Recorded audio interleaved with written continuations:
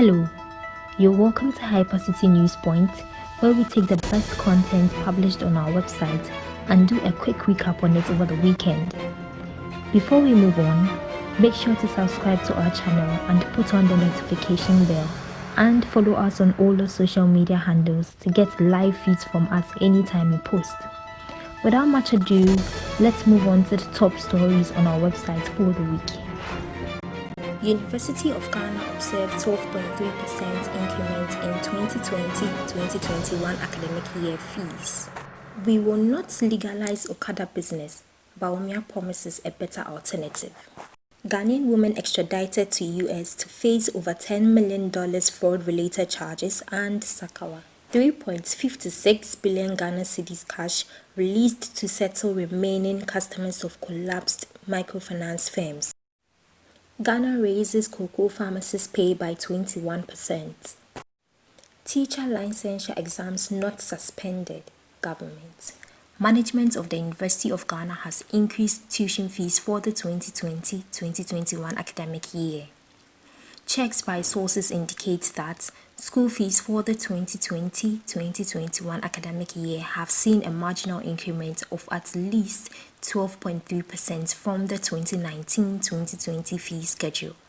For some schools, the fees have been increased as much as 12.56%, with the least being 12.27%. For students in the sciences, they would observe a 12.5% increment. This shows an increase of 211 Ghana cedis, bringing the new fees to 1,899 Ghana cedis from the previous 1,688 Ghana cedis for continuing students only. At the School of Agriculture, for continuing students, the fees moved from 1,751 Ghana cedis in 2019 to 1,971 Ghana cedis. This showed an increment of 12.56% was observed from the parliamentary approval. According to the Fees and Charges Act 983, any proposal to increase fees will first have to be approved by Parliament. As it stands, it is unclear if the observed increment has been given the go-ahead by Parliament. Prior to this, tuition fees were increased for the 2019-2020 academic year by 5%. This was later assented to by Parliament. University of Ghana becomes one of the few schools to have increased fees for the next academic year. Ghana Institute of Journalism, GIJ, earlier this month increased fees by 5% for the 2020-2021 academic year.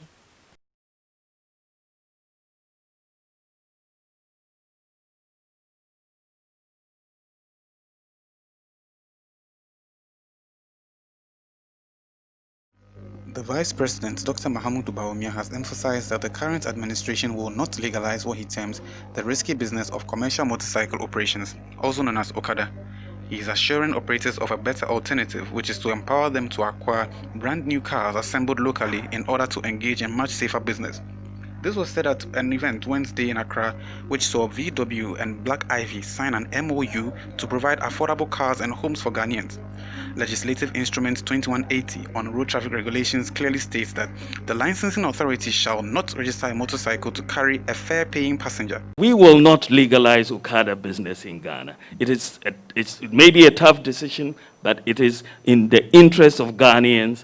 We have had discussions, but we will stick to our decision to provide a better alternative for the Okada riders. Let's give them opportunities to buy safer vehicles, to lease safer vehicles and pay over time. They need to graduate from this risky and less safe Okada riding to a safer means of transportation. Their problem will be a lack of capital. But if you bring in new leasing policies and we have our national ID cards with our digital addresses and so on, we can have a credit system working.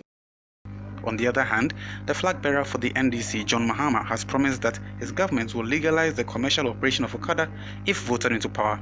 He said this during a tour of the Volta region, arguing that this business sustains young people who are unemployed. and that even though it is illegal, it is a reality and has made supporting provisions in the party's 2020 manifesto. Members of the MPP, including the Transport Minister Kwesi Ofori-Esiama, have made it clear that the stakeholder consultations aimed at reviewing the law and the legalization of this venture are ongoing. In the latest twist, Dr. Bawumia has explained that the riders need to graduate from this risky Okada riding to better means of transportation, suggesting that as a result of the government's automobile development drive, Okada operators will buy or lease cars to run much safer operations. Ahead of the Vice President's announcement, the Transport Minister had announced the government's intention to resume consultations, which he said is already going into its second phase next month. This, according to the ministry, is geared towards acquiring input from relevant agencies and organizations concerned in the legalization process. A 33-year-old Ghanaian lady has been extradited to the US to face fraud-related charges. Deborah Mensah is wanted by the United States Department of Justice, Federal Bureau of Investigation (FBI), Internal Revenue Service, and Criminal Investigation Department for a multi-million-dollar fraud scheme involving business email compromises and romance scams targeting the elderly. According to the Justice Department, Ms. Mensah, who is the 8th defendant charged in the case, was extradited from Ghana to the United States on August 21, 2020. She was arrested on January 16, 2020 in Accra for charges in connection with a fraud conspiracy based in Accra involving the theft of over $10 million through business email compromises and romance scams that targeted the elderly from at least in or about 2014 through in or about 2018. Ms. Mensah was presented in the Manhattan Federal Courts before U.S. Magistrate Judge Deborah Freeman on August 26th. Her case is assigned to U.S. District Judge Denise L. Court. FBI Assistant Director William F. Sweeney Jr. said, and I quote, "Ms. Mensah may have believed hiding in Ghana protected her from facing justice for her alleged role in this scheme.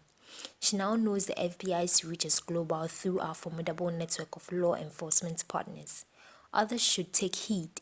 We won't go away simply because it may take time to go get you. If you break our laws, you will pay the price." End of quote. To know more on the proceedings of this story, click the link below or log on to www.hypercitygh.com.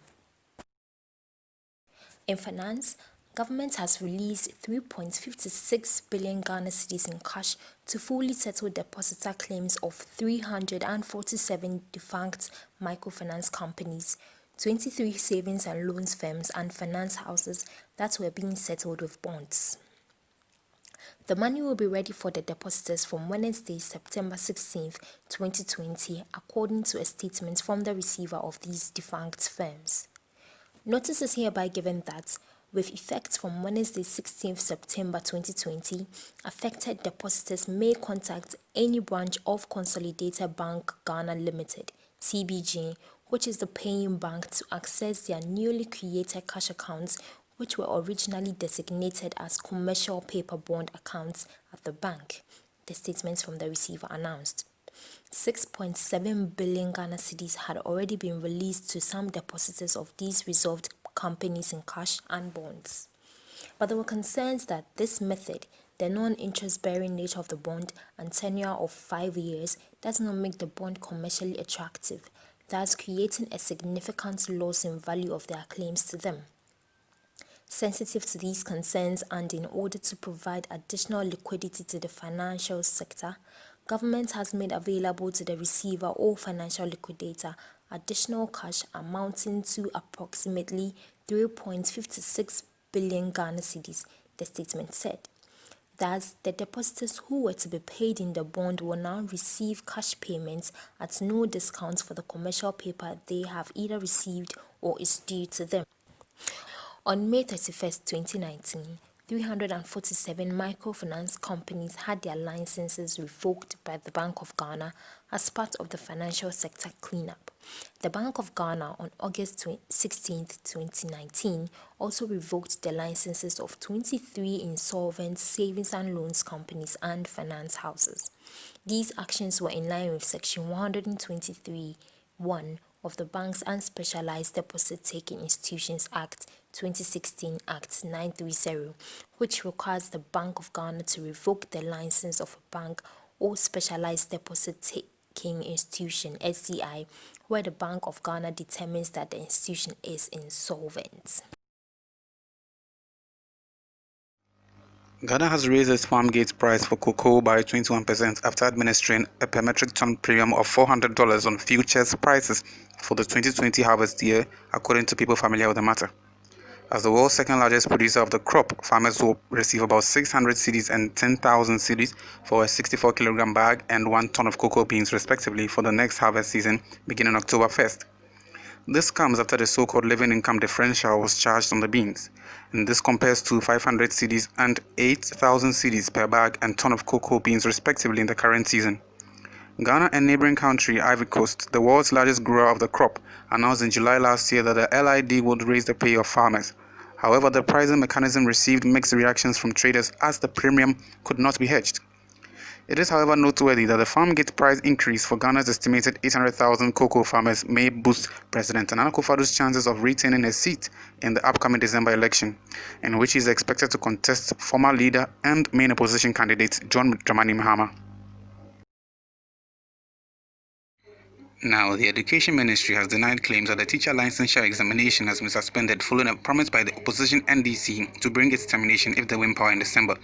The ministry in a statement said the examination, which was scheduled for September, has been rescheduled to October as a result of venue challenges.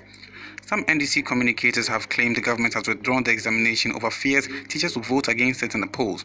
They make the claim, among others, including the legalization of Okada, which the government says consultations have been ongoing.